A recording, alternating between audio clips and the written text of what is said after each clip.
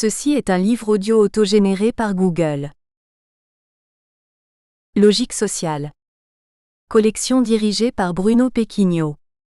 En réunissant des chercheurs, des praticiens et des essayistes, même si la dominante reste universitaire, la collection Logique sociale entend favoriser les liens entre la recherche non finalisée et l'action sociale. En laissant toute liberté théorique aux auteurs, elle cherche à promouvoir les recherches qui partent d'un terrain, d'une enquête ou d'une expérience qui augmente la connaissance empirique des phénomènes sociaux ou qui propose une innovation méthodologique ou théorique, voire une réévaluation de méthodes ou de systèmes conceptuels classiques. Dernière parution. Elisabetta Ruspini, sous la dire de monoparentalité, homoparentalité, transparentalité en France et en Italie. Tendances, défis et nouvelles exigences, 2010. Tejebali, Beraou, Marginalité et politique sociale, 2010. Thomas MIHCAUD, La stratégie comme discours, 2010. Thomas Michaud, Prospective et science-fiction, 2010. André Petitat dire La pluralité interprétative. Aspect théorique et empirique, 2010. Claude Giraud, De la trahison, Contribution à une sociologie de l'engagement, 2010. Sabrina Weymans, Les militants UMP du 16e arrondissement de Paris, 2010. Damien Lagazere, Le masochisme du sadomasochisme au sacré, 2010. Éric Dacheux dire Vivre ensemble aujourd'hui, le lien social dans les démocraties pluriculturelles, 2010. Martine Abrous, Se réaliser. Les intermittents du RMI, entre activité, emploi, chômage et assistance, 2010. Roland Guillon, Harmonie, rythme et société. Jeunesse de l'art contemporain, 2010. Angela Xavier de Brito, L'influence française dans la socialisation des élites féminines brésiliennes, 2010.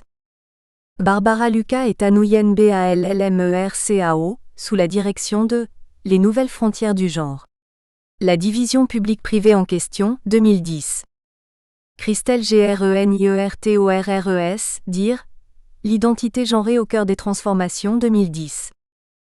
Xavier Dunzat, Jacqueline Heinen, Elena Hirata, Roland Pfefferkorn, Coord, Travail et rapports sociaux de sexe.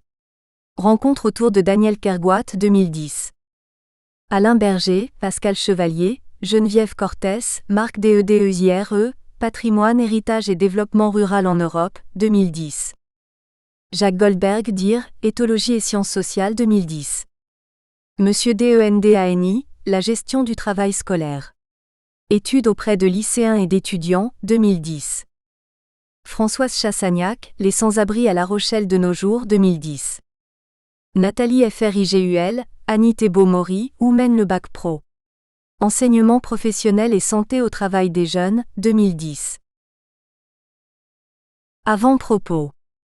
Ce volume a comme objectif la divulgation écrite des communications présentées lors du e-colloque d'études d'intermédialité de l'ISMAI, organisé au Portugal, les 7 et 8 octobre 2009, à l'Institut supérieur de Maia, sous la responsabilité du Centre d'études en lettres, CEL, UID 707 FCT.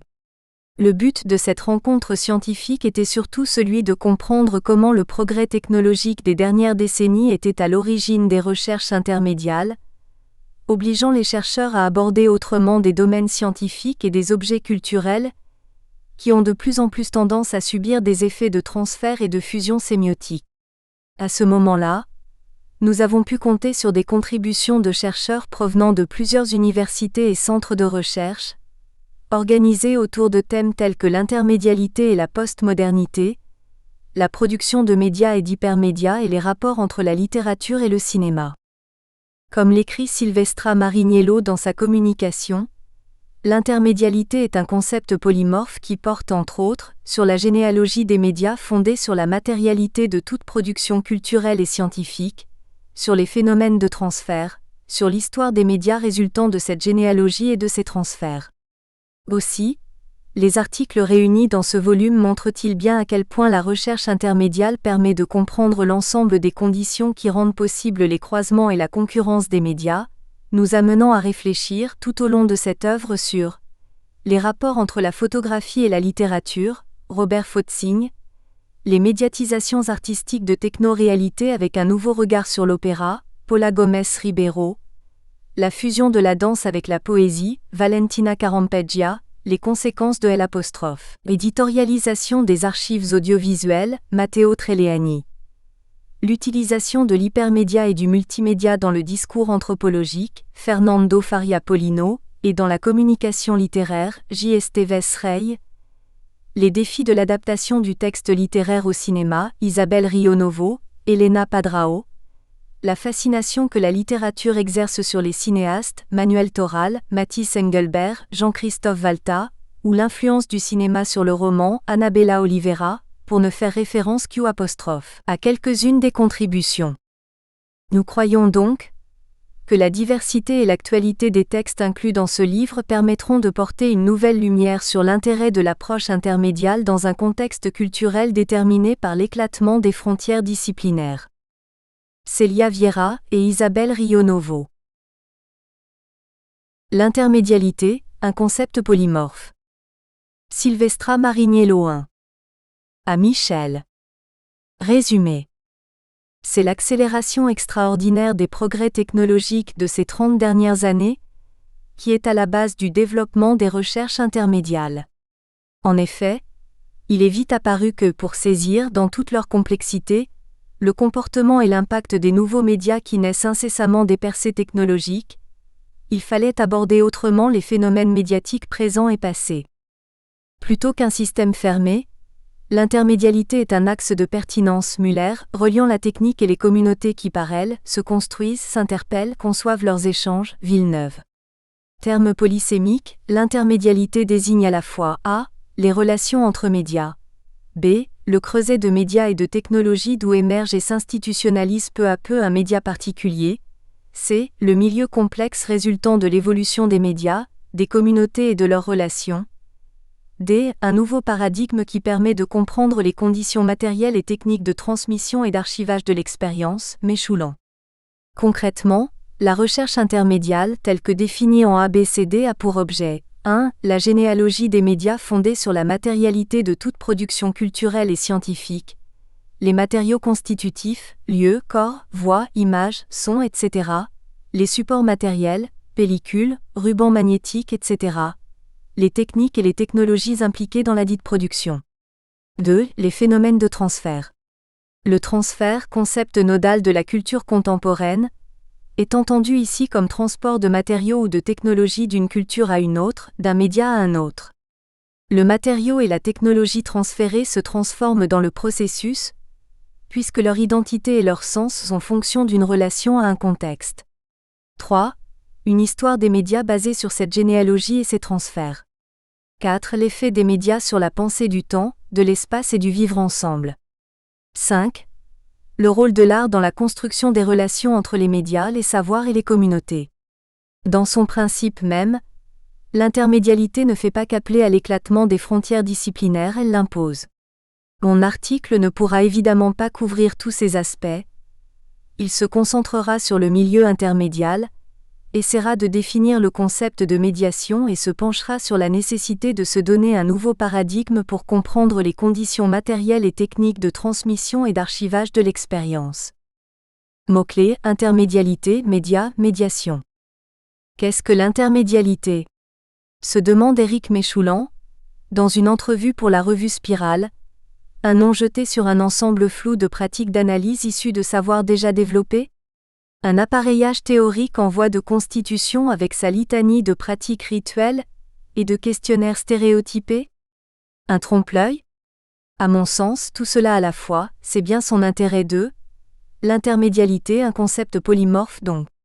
On rencontre très souvent dans les sciences humaines des concepts polymorphes et polysémiques, pensons à histoire, qui est à la fois recherche, connaissance, reconstruction du passé de l'humanité sous son aspect général ou sous des aspects particuliers, selon le lieu, l'époque, le point de vue choisi.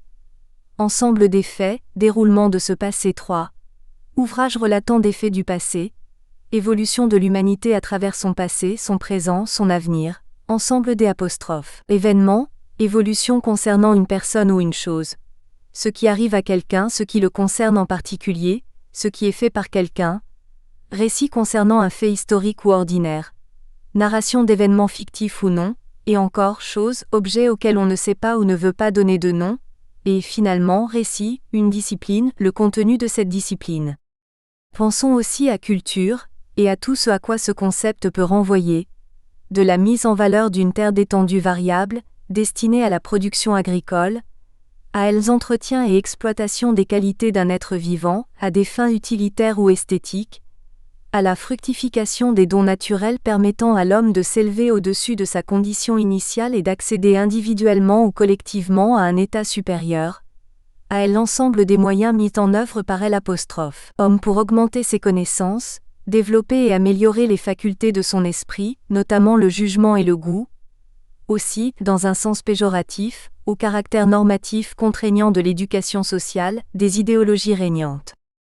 Culture renvoie aussi à les activités qui permettent à l'homme de développer, épanouir certaines composantes de sa personnalité, à la pratique, au perfectionnement de certains modes de connaissance ou d'expression, au bien moral, progrès intellectuel, savoir à la possession desquels peuvent accéder les individus et les sociétés grâce à l'éducation, aux divers organes de diffusion des idées, des œuvres, etc. À l'ensemble de connaissances et de valeurs abstraites qui, par une acquisition généralement méthodique, éclairent l'homme sur lui-même et sur le monde, enrichit son esprit et lui permet de progresser. À la qualité, compétence que la possession d'un savoir étendu et fécondé par l'expérience donne à une personne ou à une société dans un domaine de connaissance particulier, à une époque ou dans un lieu déterminé. Il s'agit de concepts déjà institutionnalisés, même s'ils sont en perpétuelle transformation, et donc moins suspects que le tout jeune concept d'intermédialité. Comment l'aborder ? Comment envisager les différents aspects de son polymorphisme ? Que nous révèle-t-il ? Dans sa dimension la plus canonique, l'intermédialité se réfère aux relations entre les médias. Pour ne donner que quelques exemples, les relations entre la photographie et la littérature dans Fragments d'un crépuscule blessé de Célestin Monga ou dans Un acte de terreur d'André Brink que Robert Fautzing analyse avec tant de perspicacité dans ce même volume, entre la photographie et la peinture dans les tableaux d'Edward Hopper, entre le cinéma et la télévision dans Hero de Stephen Frears ou Mad City de Costa Gavras, entre la musique et l'architecture dans Son House d'Edwin van der Heide et Lars Spybrook, etc. Il est important de reconnaître, déjà à ce niveau, que les enjeux de l'intermédialité sont grands. Elle reconnaît à la technique une dimension centrale et révèle sa présence là où elle était devenue invisible. L'écriture est une technique ainsi que le cinéma malgré leur transparence. Elle nous sort de la pensée de la représentation et de la mise à distance pour nous introduire plutôt à la pensée de la médiation et de l'immanence, comme on le verra mieux plus loin. L'intermédialité désigne aussi le creuset des médias et des technologies d'où émerge et s'institutionnalise peu à peu un média particulier. 4. Elle rend compte du transfert de matériaux et de techniques d'une culture à l'autre, par exemple, l'appareil cinématographique, inventé en Occident, se marie avec le haïku ou la peinture du vide au Japon ou avec le verbe de la tradition orale dans bien des pays africains. Le matériau Aïda, conçu dans le contexte du nationalisme italien naissant, où l'Égypte n'est qu'une allégorie de la réalité italienne non représentable pour des raisons politiques, s'adapte au contexte égyptien dans la reprise cinématographique du livret. Le matériau et la technologie transférée se transforment au cours du processus, puisque leur identité et leur sens sont fonction d'une relation à un contexte. C'est cette métamorphose historique que l'intermédialité peut signifier. Mais l'intermédialité renvoie surtout à l'évolution constante des médias, des communautés et de leurs relations. Elle marque le passage d'une théorie de la société qui contient les médias, conception généralement établie de nos jours, à une théorie où société, socialité et médias se co-construisent et se détruisent en permanence. En parlant des changements apportés par l'imprimerie à la société européenne de la fin du XVe siècle, Elisabeth L. Eisenstein montre l'extension et la complexité du rapport entre une technologie et la société qui la produit, l'utilise et en est traversée. Une chose est de montrer en quoi les méthodes de production du livre ont changé au cours de la seconde moitié du XVe siècle, ou d'estimer les ordres de grandeur de cette production. Mais c'est tout autre chose que de déterminer comment l'accès à une abondance ou une variété accrue de documents écrits a affecté les façons d'apprendre, de penser et de percevoir les élites alphabétisées. Pareillement, c'est une chose que de montrer que l'uniformisation fut une conséquence de l'imprimerie, et c'en est une autre que de déterminer comment les lois, les langues ou les structures mentales furent affectées par des textes plus uniformes. 5. Dans son œuvre, l'auteur étudie les multiples diramations des comme de la micro-histoire d'une époque, fournissant un modèle inspirant pour quiconque veut étudier la construction de société, socialité et technologie. D'autre part, la possibilité de communiquer instantanément par le biais du télégraphe, du téléphone et plus récemment d'Internet, avec quelqu'un habitant une autre partie de la planète, ou de voir écouter en direct depuis chez nous sur un écran de télé, d'ordinateur ou à la radio, un événement qui se passe ailleurs tout en sachant que d'autres spectateurs-auditeurs partout dans le monde le voient avec nous, a profondément changé la perception et la pensée de L'. Espace-temps est permis des relations entre les êtres humains impensables hors de la synchronie, qu'elles soient fausses ou réelles. 6. Les conséquences sont immenses et touchent à tous les aspects du vivre ensemble, ainsi qu'à la perception que nous avons de nous-mêmes en tant qu'individus. Comme l'affirme Deleuze et Guattari, un concept est plutôt le contour, la configuration, la constellation d'un événement à venir. 7. Nous 8 sommes parvenus à penser l'intermédialité comme l'ensemble des conditions qui rendent possibles les croisements et la concurrence des médias, l'ensemble possible des figures que les médias produisent en se croisant, la disposition potentielle des points d'une figure par rapport à ceux d'une autre. L'intermédialité est la connaissance de ces conditions, de la possibilité des multiples figures, de l'éventualité que les points d'une figure renvoient à ceux d'une autre. L'intermédialité est aussi, donc, un nouveau paradigme qui permet de comprendre les conditions matérielles et techniques de transmission et d'archivage de l'expérience dans le passé comme dans le présent. La recherche intermédiale porte, entre autres, sur la généalogie des médias fondée sur la matérialité de toute production culturelle et scientifique, sur les phénomènes de transfert, sur l'histoire des médias résultant de cette généalogie et de ces transferts. Elle est concernée par l'effet des médias sur la pensée du temps, de l'espace et du vivre ensemble, ainsi que par le rôle de l'art dans l'actualisation des relations entre les médias, les savoirs et les communautés et par le nécessaire éclatement des frontières disciplinaires. Contre toute une tradition de pensée qui cherche à comprendre des sujets ou des substances, puis à saisir leurs connexions ou leurs interférences, le principe consiste ici avec l'intermédialité, à voir agir d'abord les relations et à concevoir les sujets comme des nœuds par définition provisoire, de connexion. 9. En poursuivant cette réflexion qui ouvre son entretien, Éric Méchoulan dira que, plus qu'inventer de nouveaux concepts, il s'agit de changer de table d'opération. 10. C'est ce changement de table d'opération impliqué par l'intermédialité que je vais aborder dans cet essai en passant par 3 étapes, pas dans l'ordre chronologique. Une réflexion sur le paradigme intermédial par rapport au lieu de sa théorisation, l'université contemporaine. Une brève discussion des concepts de médium et de médiation qui sont au cœur de celui d'intermédialité, et une définition du milieu intermédial. Le paradigme intermédial. Dans son importante étude, Romain Toubissine. Intermediality, ekphrasis, and institution, James Cisneros discute l'intermédialité en l'inscrivant dans le contexte des changements académiques qui se sont massivement produits pendant les 20 dernières années. L'intermédialité apparaît à la fois comme le symptôme de l'effondrement de l'université moderne, effondrement causé par la mondialisation et la communication virtuelle, et son explication. Pour considérer l'histoire et la géographie du concept donc, il faudrait le réviser à la fois en tant que symptôme des changements dans son environnement institutionnel et en tant qu'outil, créé avec à l'esprit, la conjoncture socio-historique présente, un outil qui peut aider à expliquer ou à modeler le champ culturel en mouvement. Si notre question initiale était l'intermédialité, est-elle un symptôme ou une explication du moment historique ? Et si nous avons raison de dire qu'elle est les deux, nous nous trouvons face à une deuxième question plus urgente. Comment pouvons-nous utiliser l'intermédialité pour penser et expliquer une situation dont elle est le symptôme ? Et comment l'intermédialité peut-elle être expliquée en tant que symptôme en même temps qu'elle explique la situation dont elle est le symptôme ? 11.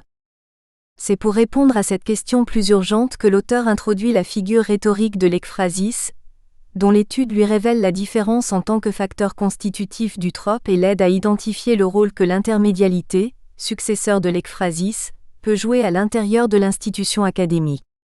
Le poème qui décrit l'objet artistique et qui essaie même d'adhérer à sa forme, est néanmoins condamné à différer de tel objet dans la matière et dans le temps. L'anachronisme inhérent de l'ekphrasis joue un rôle important dans l'argumentation de James Cisneros. Il est en fait le concept charnière qui tient ensemble la rhétorique, les ruines de l'université et de la culture modernes et l'intermédialité. L'ekphrasis est d'une marque d'extériorité et d'antériorité que l'objet décrit transfère aux images verbales 12. Ce qui constitue la figure réside précisément dans ses limitations en tant que construction verbale, l'identité impossible avec l'objet vers lequel elle tend et par lequel elle est affectée. En passant par une discussion du Lauken de Lessing et de la lecture que W. Thomas Mitchell en donne, James Cisneros montre que l'ekphrasis opère contre le courant d'un savoir organisé par discipline dont Lessing peut être vu comme le fondateur. Le rejet sans appel de l'ekphrasis de la part de Lessing devrait être compris dans le cadre de sa préoccupation pour le caractère national et la nature intrinsèque de chaque forme d'art, où favoriser l'hybridité artistique correspondrait à brouiller l'identité nationale. La priorité que Lessing attribue à l'intégrité de la communauté, dans son traité sur les limites artistiques, anticipe ainsi de façon importante l'université moderne.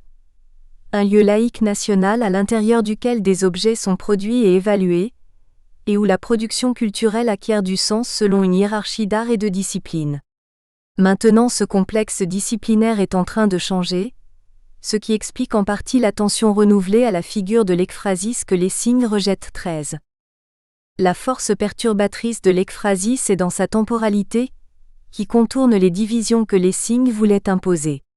Comme le montre la lecture que James Cisneros fait de l'Ode on Aggression Urne, 1819, de John Keats, des époques différentes se superposent dans un mouvement qui fuit le progrès et la linéarité et questionne la position du sujet qui désormais doute de lui-même. L'Ode nous montre dans un premier temps les ruines d'une autre époque, un artefact culturel qui restera après l'inexorable avancée du temps. Ensuite, elle considère l'urne comme un agent historique qu'on peut faire parler, un témoin muet autour duquel gravite le discours historique, un reste historique qui produit des histoires.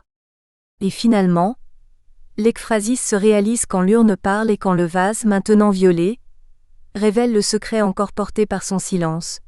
Le moment culminant étant atteint quand nous pénétrons l'extérieur inviolé de l'urne et décryptons les contenus inhumés, rendant lisibles ou visibles les restes à l'intérieur 14. Un autre sujet que le sujet humain, mais partageant avec celui-ci la capacité de parler et d'engendrer des histoires, apparaît et défie le savoir du narrateur et du lecteur, leur sens du temps. La vérité émerge de la coexistence de temporalités différentes, de la coexistence du mythe et de l'histoire qui imprègnent la vie quotidienne. Comme l'ekphrasis, l'intermédialité habite une temporalité complexe où plusieurs médias sont coprésents de façon anachronique et où le sujet n'est plus souverain. L'intermédialité devient, entre autres, le lieu à partir duquel se regardent les ruines de l'université moderne, dont le rôle historique a été celui d'instituer des sujets pour l'État-nation à travers une pédagogie culturelle, cristallisant dans la notion de Bildung qui lie le développement personnel à la formation subjective. 15. Cette fabrication de sujets pour dans l'État-nation impliquait l'établissement de toutes sortes de cloisonnements et d'oppositions entre les disciplines, les arts et les champs du savoir, entre le sujet et ses objets de connaissance, entre la pensée et les affects, l'idéal et le matériel, le rationnel et l'irrationnel. Elle impliquait aussi l'instrumentalité de la technique, sa transparence et son extériorité à la pensée et à la création. L'intermédialité, qui se développe dans la résistance à ces cloisonnements et à ces oppositions, nous rendrait conscients des ruines de ce système de valeurs et nous permettrait de les pénétrer et de les faire parler. Pour nous diriger vers quel futur ? James Cisneros semble plutôt sceptique. L'image de l'intermédialité comme symptôme de l'université en ruine 16 et emblème de son dauphin, l'université entreprise, est au moins aussi forte dans son discours que celle de la résistance menée par ce concept polymorphe et ses pratiques. Notre responsabilité est, pourrait-on dire avec Derrida, de faire de l'université un ultime lieu de résistance critique, et plus que critique, à tous les pouvoirs d'appropriation dogmatique et injuste. 17. Réel imaginaire. L'intermédialité présuppose, comme on l'a partiellement vu et comme on le développera plus loin, Une critique de la représentation, concepts et pratiques sur lesquels la modernité se tient. 18. La représentation implique la transparence de la technique et de la technologie, tandis que l'intermédialité insiste sur la visibilité de la technique, sur son opacité et attire l'attention sur la médiation, la matière, la différence. Dans un essai très important, paru comme Work in Progress dans la collection dirigée par Renato Tallins, Utopia 19, et plus tard partiellement repris dans The Culture of Literacy 20, Vlad Godgir identifie la crise de la littératie moderne, de laquelle l'intermédialité est à la fois un symptôme et une explication comme l'une des questions essentielles de notre temps. Arrêtons-nous sur quelques-uns des points centraux de son texte, pour mieux comprendre les enjeux politiques et philosophiques de l'intermédialité. Dans The Language Market Under the Hegemony of the Image, on lit que la représentation est un trait distinctif de la modernité et plus précisément que la modernité opère par des images du monde. Modernity operates by means of image of the world, de conception du monde, worldviews comme Heidegger l'a montré dans son Die Zeit des Weltbild, 21. Foucault, dont l'œuvre est d'après Godgir, un commentaire et une corroboration de la thèse qu'Heidegger présente dans cet essai, définit les conceptions du monde comme discursives par nature. Les conceptions du monde sont des constructions discursives dont on peut faire l'archéologie. Worldviews are discursive construct the archaeology of which should be undertaken. 22. Cela signifie qu'il peut y avoir autant de conceptions du monde et de monde que de discours. On rencontre ici la notion de possibilité, une notion cruciale pour la modernité mais qui eut également, comme l'admit Kant, un rôle ravageur. 23. Si toutes les conceptions du monde sont possibles, il ne peut plus y avoir de grands récits. 24 qui seraient en charge de la vérité, en histoire, politique, science, religion, etc. Universalizing Master Narrative. Les représentations discursives du monde présupposent une conception du langage en tant que construction, séparée de l'existant. Le sujet moderne doit se rappeler que parler c'est se soumettre aux règles du langage, c'est construire, falsifier, fictionnaliser d'un côté, et de l'autre c'est dire la vérité en établissant le monde comme référent, et la capacité du langage de renvoyer au monde. Le sujet moderne doit à la fois garder à l'esprit que d'un côté, parler c'est se soumettre aux règles du langage, construire, falsifier, fictionnaliser, et de l'autre, dire la vérité en établissant la référentialité du monde et de la vision du monde. 25. Cette alternance entre l'oubli et le souvenir, oublier que le langage est une construction et que par conséquent il implique la fiction et ne peut plus dire la vérité du monde, imprègne 3 moments différents de la modernité. 26. Le moment où le sujet apprend que la vérité en laquelle elle croyait n'était qu'une construction, le moment où ce mensonge, falsehood, est récupéré en tant que vérité subjective. Le sujet ne prétend pas dire la vérité mais affirme que ce qu'il dit est ce qu'il croit être vrai, et enfin. Le 3e moment, dans lequel le sujet moderne élude la violence présupposée par le régime de la croyance et perd confiance en lui. L'abandon de la foi marque l'avènement du cynisme, et le sujet accepte l'effet de mensonge et décide de ne plus s'en tenir à la possibilité de penser qu'une seule vision du monde est nécessaire. On entre dans l'époque de l'imaginaire moderne où l'arbitraire règne et le symbolique, à l'exemple de la loi, est neutralisé. Qu'est-ce que cela implique ? La conscience moderne se connaît en tant que conscience du faux et l'accepte. Elle sait que cela signifie qu'elle ne peut pas générer une narration capable de comprendre dans une totalité le sens de l'existence et du monde. Cette étape finale dans la démystification du monde, accélérée par des catastrophes historiques, Auschwitz, Hiroshima, le Goulag, amène le sujet à renoncer complètement à la vérité, la loi, et à accepter l'avènement de l'imaginaire en instituant la fiction comme la façon de constituer les sujets et le monde. 27. Ce passage est l'un des plus intrigants de l'essai, et c'est justement la discussion de l'avènement de l'imaginaire qui permettra de mieux définir le contexte et les enjeux de l'intermédialité. L'avènement de l'imaginaire, qui se produit à partir d'une certaine compréhension du langage en tant qu'institution à l'origine de toutes les institutions, as the originally instituting institution. 28, coïncide, paradoxalement, avec un fort retranchement du langage dont le fonctionnement est brouillé par les images qui, comme Vlad Godgir nous le rappelle, sont chez elles dans l'imaginaire. Ce 3e moment, qui institue la fiction comme la façon de constituer les sujets et le monde, est contemporain de la propagation des images et des sons reproduits mécaniquement par la photographie, la radio, le cinéma, le gramophone, etc. Pour illustrer la compétition entre l'image et le logo, Vlad Godgir examine le cas de la photographie. Si le logo nous propose un discours sur le monde, la photographie est un discours du monde. If language proposes us a discourse on the world, photography is a discourse of the world. 29.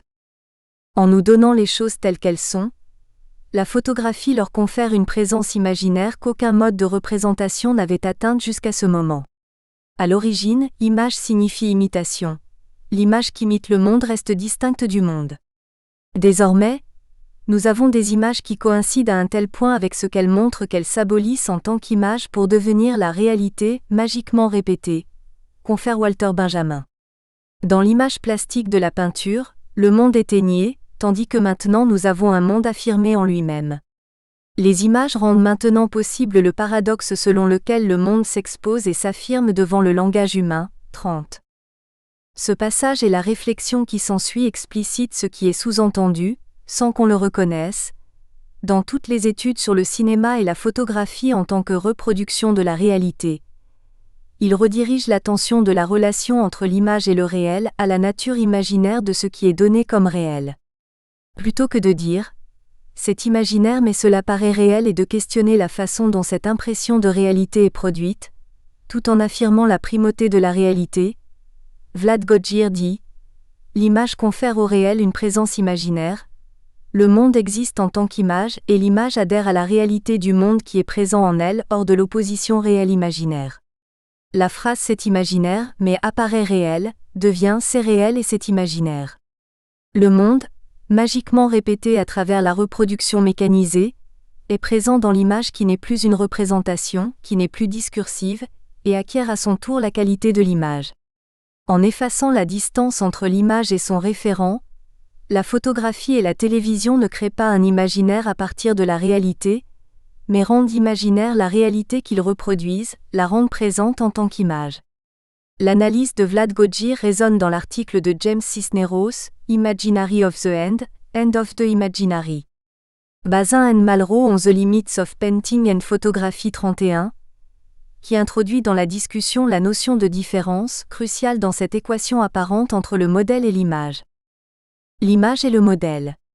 La charnière réside entre les deux natures, la copule révélée par la force énonciative qui nous place aux limites de l'être, un écart entre deux figures identiques, 32.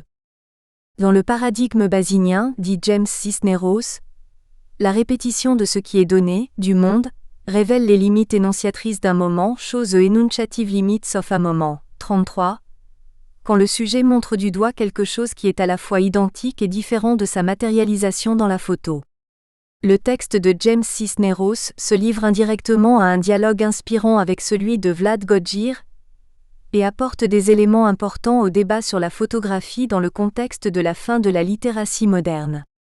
Son étude se développe à partir d'une analyse originale et perspicace du célèbre texte de Bazin, l'ontologie de l'image photographique, qu'il lit comme centrée sur la notion d'agency, et plus précisément autour de la constitution du sujet en relation au médium.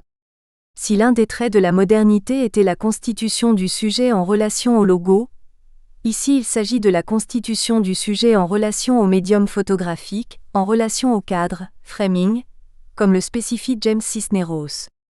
La grande intuition de Bazin a été celle du caractère déictique de la photographie, le mouvement entre l'encadrement de l'image et le sujet qui se constitue par tel encadrement, the movement between the image's framing and the subject thus constituted.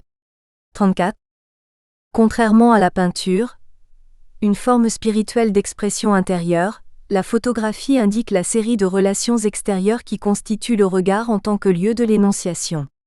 Sa force énonciatrice répète le geste de l'enfant qui sans parler montre du doigt quelque chose au-delà du cadre, qui montre déictiquement ce qui ne peut pas être dit selon les paramètres discursifs spécifiques de l'image plastique.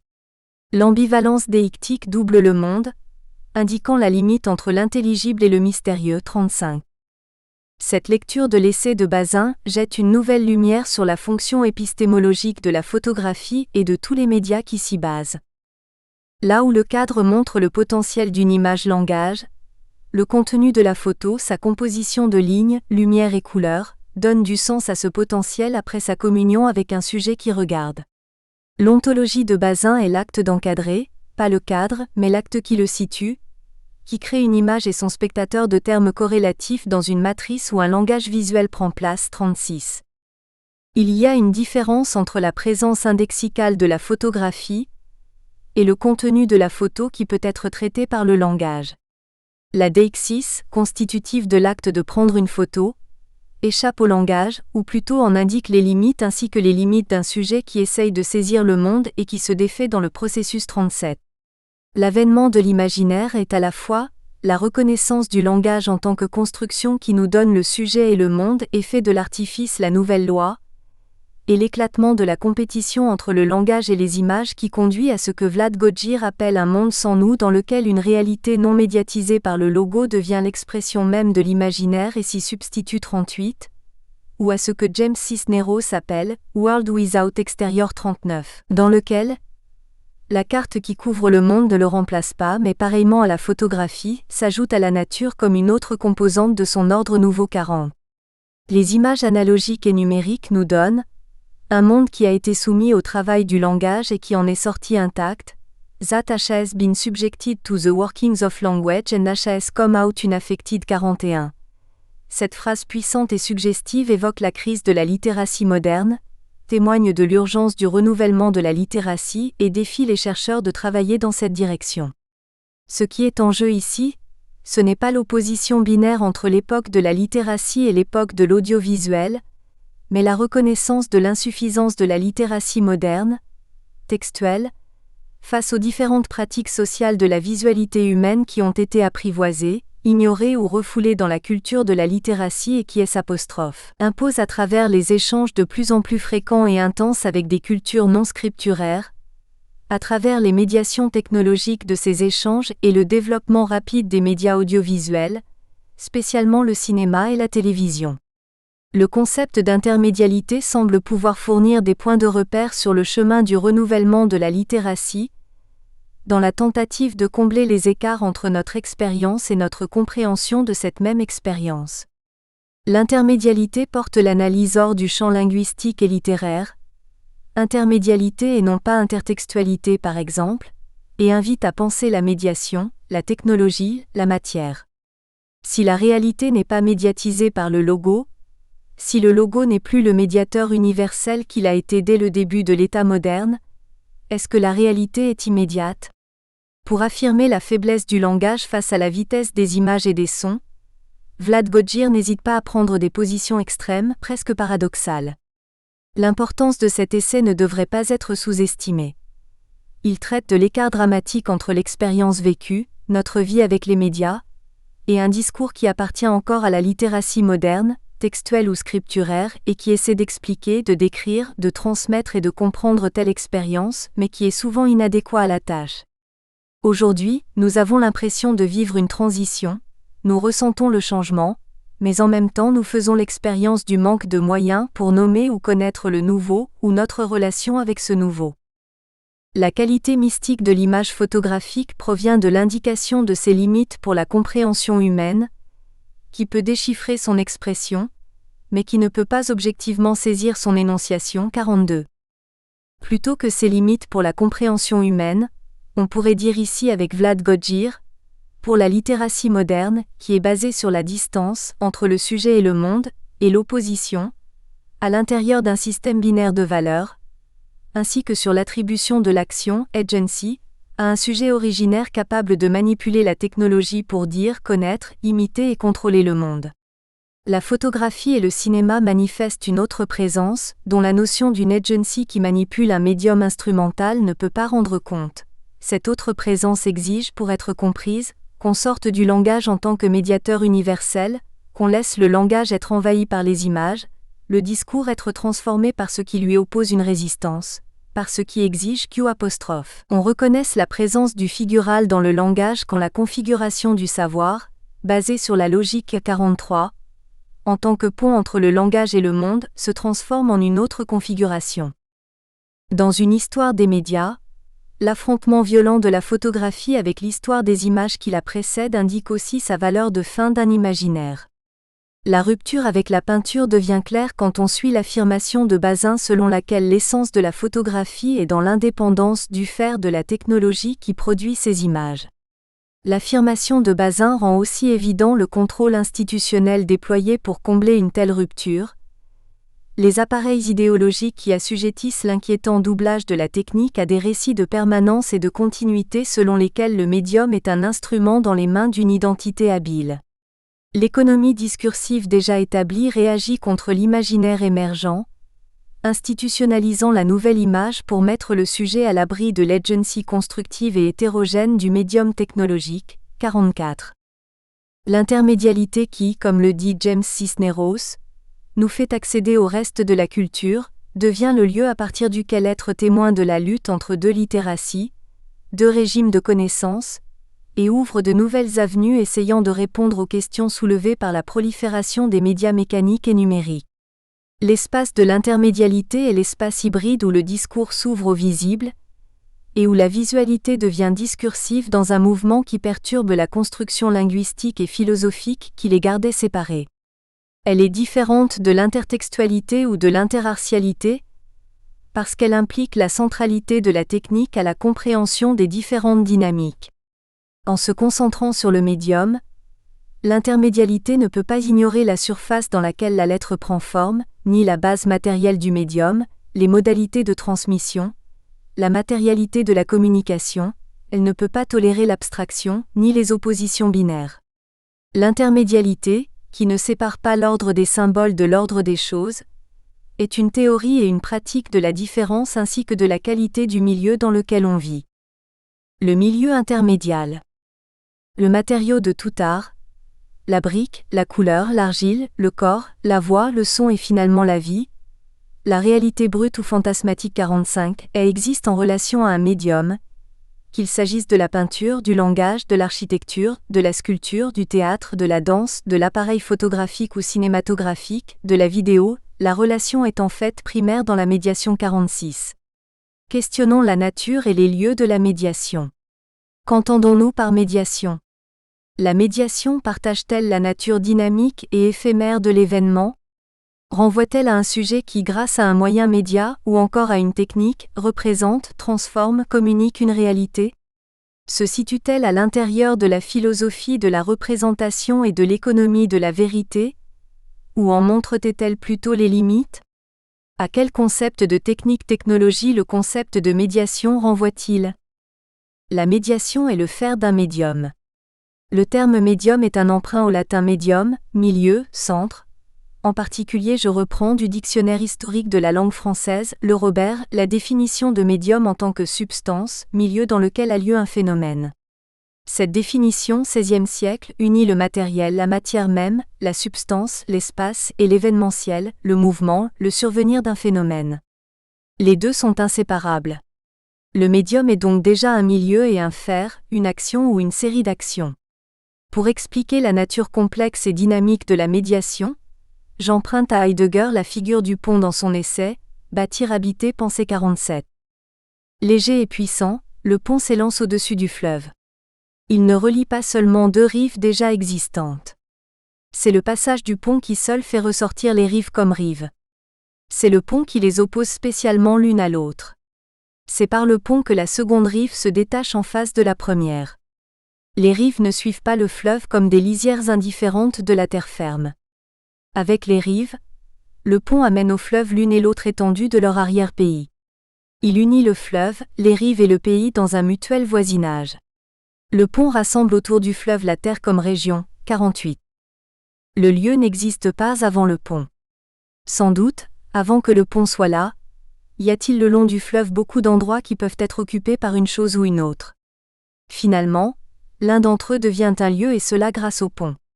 Ainsi, ce n'est pas le pont qui d'abord prend place en un lieu pour s'y tenir, mais c'est seulement à partir du pont lui-même que naît un lieu, 49.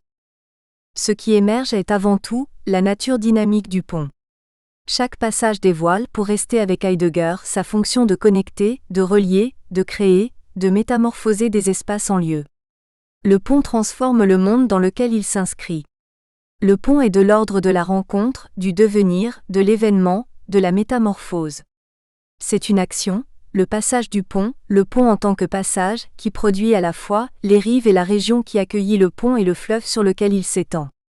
La technique audiovisuelle est comme un pont, jeté entre nos sens, surtout évidemment la vue et l'ouïe, et le monde sur le fleuve de l'expérience, sensorielle, cognitive et affective.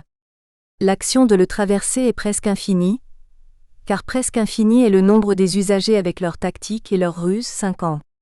Comme le pont qui fait des endroits autour du fleuve en rive et rassemble le fleuve, les rives et le pays, la technique audiovisuelle fait de la vie un matériau cinématographique ou télévisé et unit notre expérience, le monde et les différentes médiations en un mutuel voisinage.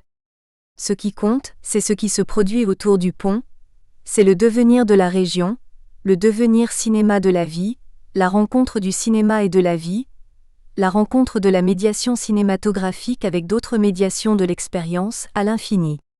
Ce lieu qui n'existe pas avant le pont est la métaphore la plus éloquente, il me semble, du milieu intermédial qui est à la fois une technique, ce qu'elle met en relation, les usages qu'on en fait, l'espace-temps dans lequel elle s'inscrit, la mémoire d'autres techniques et d'autres lieux.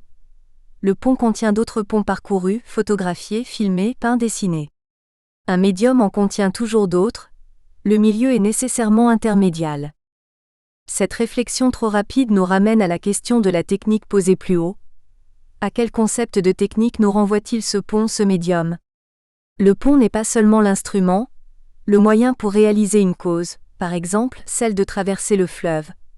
On peut l'entendre comme moyen et le reconduire à une cause, mais cela serait réducteur. En questionnant au sujet de la technique, comme il le dit, Heidegger remonte au concept de techné, qui, associé à épistémé, désigne un mode de connaissance. La connaissance donne des ouvertures et en tant que telle, elle est de l'ordre du dévoilement, aléthéun. La techné est donc un mode de l'aléthéun. Elle dévoile ce qui ne se produit pas soi-même et n'est pas encore devant nous, ce qui peut donc prendre tantôt telle apparence, telle tournure, et tantôt telle autre. Ce dévoilement rassemble, au préalable, l'apparence extérieure et la matière du bateau ou de la maison, dans la perspective de la chose achevée et complètement vue, et il arrête à partir de là, les modalités de la fabrication. Ainsi le point décisif dans la TE accent aigu CHN accent aigu ne réside aucunement dans l'action de faire et de manier, pas davantage dans l'utilisation des moyens, mais dans le dévoilement dont nous parlons. C'est comme dévoilement, non comme fabrication, que la TE accent aigu CHN accent aigu est une production 51. La production, dont il est question ici, est à distinguer de la production d'un objet à partir d'une représentation abstraite. La TE accent aigu CHN accent aigu ne sépare pas l'idée de la matière. Idée et matière sont plutôt séparées dans la fabrication d'un objet d'après son image qui le transcende et le précède. Telle tête sculptée par exemple, naît de ce que la techné peut connaître d'une personne dans la glaise et le visage est toujours déjà perçu par le sculpteur à travers sa techné. Son regard sur les gens qu'elle rencontre, dans le métro, dans la rue, au marché, sait que l'argile pourra capter et accueillir l'événement de leur corps. La technique audiovisuelle ne serait-elle pas le dévoilement de la vie en tant qu'image et son, durée, anachronisme, rythme plutôt que le moyen pour transmettre un message ou raconter une histoire ? Et cela ne veut pas dire qu'il n'y a pas de message ou d'histoire racontée, ni que le bateau ne sert pas à aller sur l'eau et la maison à y habiter. Revenons donc aux questions du début. La médiation renvoie-t-elle à un sujet qui, grâce à un moyen médium ou encore à une technique, représente, transforme, communique une réalité ? Se situe-t-elle à l'intérieur de la philosophie de la représentation et de l'économie de la vérité ? Ou en montre-t-elle plutôt les limites ? Qu'adviendrait-il si on reprenait le récit du pont dans une autre perspective ? Celle d'un sujet, individuel ou collectif, qui, après avoir étudié la région et les besoins de la population, construit le pont dans l'esprit d'encourager le progrès et les échanges ? Ça serait le grand récit, de la conquête de la nature, du sujet souverain et de l'évolution sociale. La technique y serait perçue comme le moyen, l'instrument que l'homme s'est donné pour transformer le milieu. La dynamique inhérente à l'autre récit, la différence des rives et des multiples passages, le devenir de la région, la relation entre la technique, l'expérience, le milieu et le faire humain ne serait plus pertinent ni visible. Les limites de ce grand récit commencent à apparaître grâce au travail des médias, en particulier la photo, le cinéma et la radio qui replongent le sujet dans la réalité physique 52, brouillant les limites entre réel et imaginaire ainsi que les limites entre matériel et idéal et se donnent à penser en tant que forme de médiation plutôt qu'instrument des représentations du monde. La révélation de la technique comme événement permet de repenser le langage, l'écriture, la danse, le théâtre, la sculpture, la peinture, tout autre médium, hors du grand récit moderne de la représentation. Mais le pont continue à être vu, plus souvent qu'on ne le croit, comme le moyen de traverser un fleuve pour aller d'un endroit à un autre, et l'appareil cinématographique comme le moyen de raconter une histoire ou d'exprimer et susciter des idées et des affects. Heidegger écrit « Ainsi ce n'est pas le pont qui d'abord prend place en un lieu pour s'y tenir, mais c'est seulement à partir du pont lui-même que naît un lieu. » Ce que cette phrase nous invite à faire, c'est à penser ensemble la technique, l'expérience, le sujet et le monde, à penser la dynamique de la médiation. Quand nous écrivons un essai, par exemple, nous pouvons rédiger un plan, établir un ordre dans lequel nous allons traiter de telle ou telle autre question, nous pouvons décider en quelle mesure nous laisserons se manifester notre subjectivité, mais c'est dans l'écriture que la question prend forme, qu'elle se révèle à l'écrivain, qu'elle se connecte avec d'autres, c'est dans l'écriture que ma subjectivité dialogue et s'hybride avec d'autres. Les pensées et les affects que je croyais pouvoir exprimer, continuent de se former dans l'acte d'écrire. Le pont écriture ne se tient donc pas entre des pensées affects lieux déjà reconnaissables et définis, c'est l'écriture, chargée de la mémoire d'autres pensées et affects et d'autres façons d'en écrire, qui fait naître et se développer ces pensées et ces affects singuliers. Dans Le Père sauvage, scénario d'un film jamais réalisé, Pasolini met en scène un professeur blanc et progressiste enseignant dans une école coloniale d'une ville africaine. Il demande aux élèves de rédiger une composition sur leur village. Mais la langue de l'école n'est pas le médium de leur expérience vécue, ni de la transmission de cette expérience. Elle est le médium dans lequel les élèves pensent et font l'expérience du monde virtuel rencontré dans les œuvres de l'Occident. Ses pauvres yeux effarés, Davidson est assis sur son lit dans le dortoir. Il a son cahier sur les genoux. Et veut écrire. Mais il ne sait pas quoi écrire, parce qu'il ne sait pas quels sont ses sentiments concernant son village, dans la culture qu'il les lui demande. 53. La langue n'est pas le véhicule de toute expérience, la langue d'une culture a son disciple et ses façons de le dire, mais encore plus important, les sentiments et les pensées prennent vie dans un médium qui ne leur préexiste pas. Là, on retrouve la dynamique du pont qui fait naître le lieu. Davidson trouvera sa façon singulière de jeter et traverser le pont entre les deux cultures, en s'immergeant dans la réalité physique de son pays et en l'écrivant sans la représenter. Il va s'asseoir là-bas près de la forêt, sous le monument lugubre d'un acajou. Il essaie encore de donner vie à des sentiments qu'il ne sait pas avoir. Davidson a écrit son peuple, sa mère, ses frères, les rites, les superstitions, les danses, la chasse aux fauves, aux lions. Le professeur l'écoute, enchanté, mot après mot, image après image. 54. Dans la recherche d'une écriture qui puisse faire se rencontrer l'Afrique et l'Occident, Davidson crée un mouvement qui unit son expérience, le monde et les différentes médiations en un mutuel voisinage. La TE accent aigu CHNE accent aigu de son écriture produit ses sentiments par rapport à son vécu entre deux cultures. Non seulement l'événement de la parole chez Davidson est doublé par l'événement de l'image dans le scénario, le professeur l'écoute, enchanté, mot après mot, image après image, qui renvoie au film imaginaire sans pourtant s'y arrêter. L'intermédialité réunit le texte et le film dans un même souffle, et les limites entre les deux deviennent floues.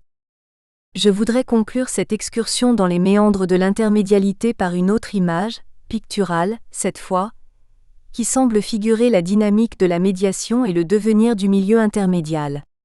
Dans le tableau de Mark Tansey, White on White, des Bédouins et des Inuits se rencontrent avec leurs chiens, leurs chameaux, leurs traîneaux et leurs tentes dans un milieu blanc où le sable du désert se confond avec la neige du Grand Nord. Un vent crée un mouvement qui réunit les deux groupes en un tout, où seules les différences sont visibles. Des différences et non des oppositions. Le vent efface les oppositions, mélangeant la neige et le sable, le froid et le chaud, les actions des Inuits et celles des Bédouins. Je suggère de penser à l'intermédialité comme ce vent qui nous fait changer de table d'opération, en nous privant d'objets définis, et en nous invitant à penser la relation dans la matière. INTERMEDIALITE et POSTMODERNITE. Avec d'autres yeux. Les enfants sahraouis dépeignent la société occidentale. Einara Miguel Sáez de Ourabin 55. Résumé. En 1966, les chercheurs américains John Adair et Sol Worth ont mené une expérience dans laquelle ils ont proposé aux Navarros de réaliser leur propre film. Ce projet vise à répéter l'expérience en mettant 10 appareils photo numériques directement dans les mains de 20 enfants sahraouis, qui ont quitté les camps de réfugiés pour passer des vacances dans le nord de l'Espagne. Pendant 8 semaines, les enfants ont pris des photos de tout ce qu'ils voulaient et comme ils le voulaient. À présent, les photographies qu'ils ont faites ont été analysées pour tenter de découvrir non seulement la perspective visuelle intérieure des enfants, mais aussi la façon dont ils nous voient, comme partie d'une société occidentale plus habituée à regarder qu'à être regardée. Mots-clés, photo, images photographiques, Sahraoui, Sahara occidental. 1.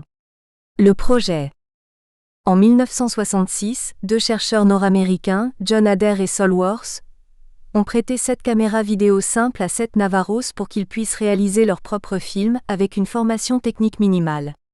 L'expérience fut un succès. Les Indiens ont réussi à reproduire en images non seulement leur propre conception du monde, mais aussi leur place dans ce monde.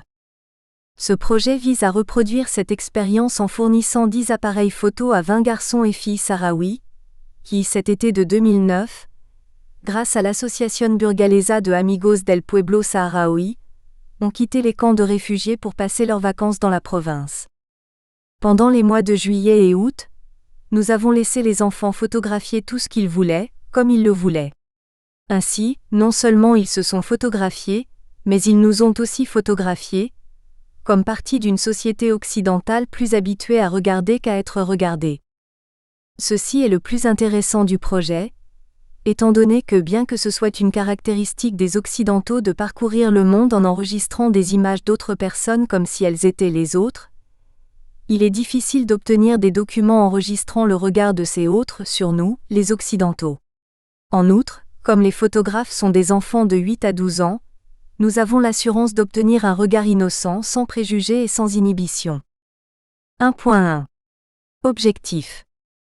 Le principal objectif était d'obtenir un portrait de la société occidentale réalisé à travers les yeux d'étrangers, ayant une manière de voir différente.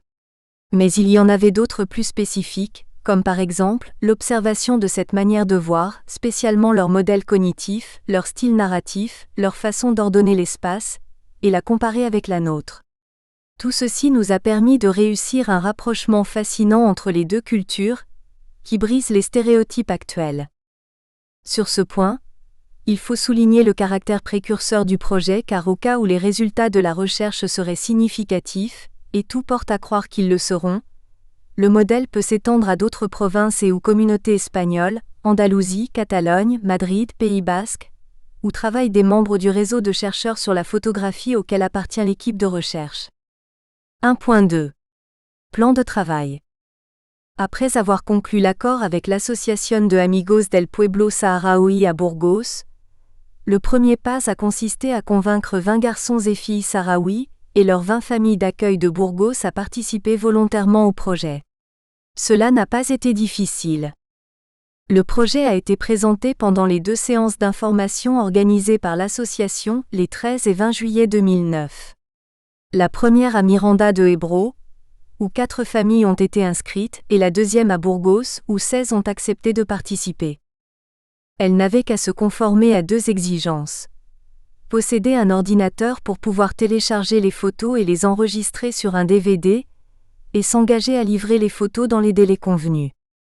On a réuni un groupe où pratiquement la moitié des volontaires étaient des garçons, et l'autre moitié des filles, et où une moitié était composée par des nouveaux et l'autre par des anciens. Ceci était essentiel car on devait s'assurer que les enfants nouveaux, ceux qui étaient pour la première fois en vacances en Espagne, prendraient des photos pendant leurs premiers mois de vacances, avec un regard encore frais. Il était impératif qu'ils enregistrent l'impact culturel, leur première impression. Les anciens, comme celle-ci n'était pas leur première fois en Espagne, ne seraient pas aussi impressionnés, c'est pourquoi ils pouvaient attendre jusqu'au 2e mois de vacances pour prendre leurs photos. Ces réunions ont aussi servi à noter les coordonnées des parents d'accueil, expliquer les objectifs du projet, en insistant sur le fait qu'il fallait laisser les enfants libres pour prendre les photos qu'ils voulaient, lieu, personne, sans interférence. Fournir les 10 appareils photo numériques, les cartes graphiques, les DVD et les instructions au premier groupe, celui des nouveaux enfants, pour prendre leurs photos pendant le premier mois. Clarifier la double sélection. À la fin de l'été et toutes les photos ayant été prises, les enfants devaient choisir leurs 25 photos préférées, tandis que les parents d'accueil choisissaient les leurs. Cette double sélection nous permettait de parler des différentes valeurs des différentes sociétés auxquelles appartenaient les parents et les enfants, des visions stéréotypées des uns et des autres. Visions stéréotypées qui, dans le cas des parents de Burgos, sont irrémédiablement ethnocentristes. Cependant, les images réalisées par les enfants nous ont permis surtout de voir notre monde à travers leurs yeux. Elles permettaient aussi de réaliser des albums photos que les enfants emmèneraient avec eux comme souvenir de leurs vacances, un petit cadeau de remerciement pour leur participation à la recherche. 1.3. Restrictions. Depuis les premières réunions avec les familles d'accueil jusqu'au moment de l'adieu et de la livraison des albums le 20 août, l'équipe de recherche n'a eu des contacts qu'avec les familles d'accueil. De cette manière, on voulait éviter tout genre de contraintes, sauf celle de ne pas interférer dans la façon dont les enfants prenaient leurs photos. On voulait que nos enfants puissent profiter d'une liberté presque absolue, mais ce ne fut pas possible. On s'en est rendu compte uniquement le dernier jour quand on a reçu les images, et qu'on a constaté que la plupart des enfants étaient sur les photos. On s'est aperçu que quelque chose avait échoué.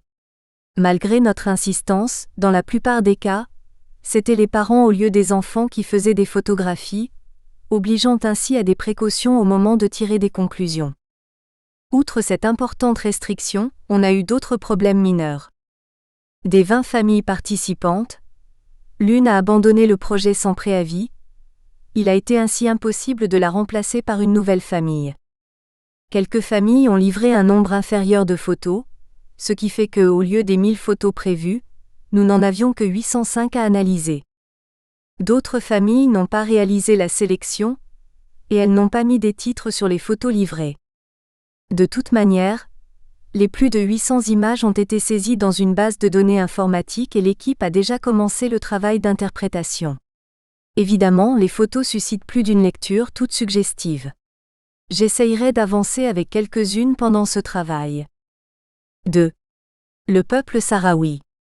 Le Sahara occidental, ancien Sahara espagnol, est situé dans la partie la plus occidentale du nord de l'Afrique, sur la façade atlantique, entre le Maroc, l'Algérie et la Mauritanie.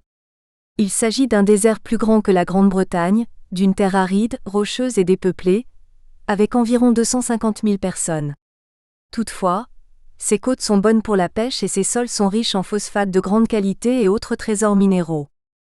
Bien que l'Espagne n'ait exercé qu'un contrôle administratif sur les tribus sahraouies de l'intérieur dans les dernières décennies, le territoire a été une colonie espagnole de 1884 à 1975.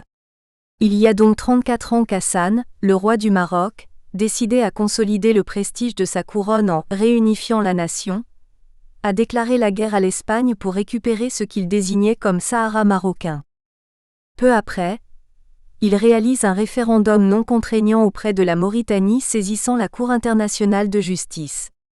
La réponse de la Cour arrive en octobre 1975 et comme on s'y attendait, le Maroc l'interprète à son avantage. Il interprète que la Cour appuie sa revendication historique sur le territoire, et il annonce la fameuse marche verte qui expulse les colonialistes du territoire marocain. L'Espagne, pillée dans un mauvais moment, Franco se meurt et l'avenir politique est incertain, renonce à sa domination coloniale et cède le contrôle au Maroc et à la Mauritanie.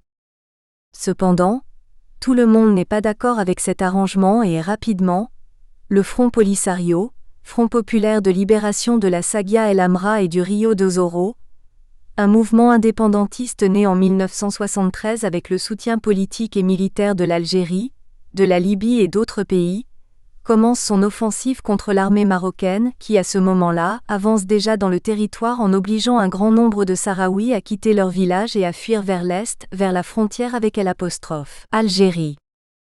Depuis lors, en février 1976, le Front Polisario a beau déclarer que le Sahara occidental est un État indépendant, la République arabe sahraoui démocratique RASD, la guerre ne cesse pas.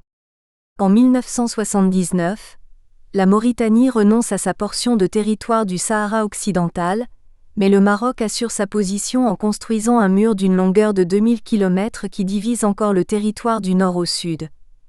Les combats continuent jusqu'à ce que, entre 1990 et 1991, le Maroc et le Polisario signent un cessez-le-feu appuyé par le Conseil de sécurité des Nations Unies.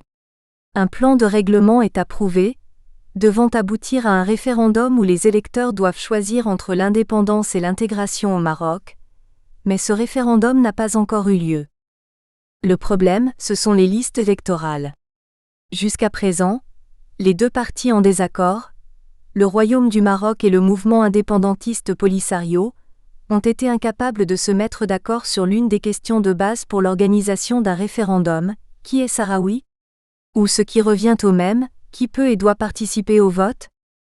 Pour les Marocains, toutes les tribus sahariennes liées à l'ancien Sahara espagnol devraient avoir le droit de vote. Le Front Polisario, pour sa part, est de l'opinion que seuls les inscrits dans les listes électorales espagnoles de 1974 devraient le faire. Évidemment, la question n'est pas triviale, car la définition de l'électorat, dans l'un ou l'autre sens, suppose la victoire des uns sur les autres. Si toutes les tribus votaient, l'intégration au Maroc sortirait gagnante. Au contraire, si uniquement ceux de la liste de 1974 votaient, ce serait l'indépendance menée par le Polisario.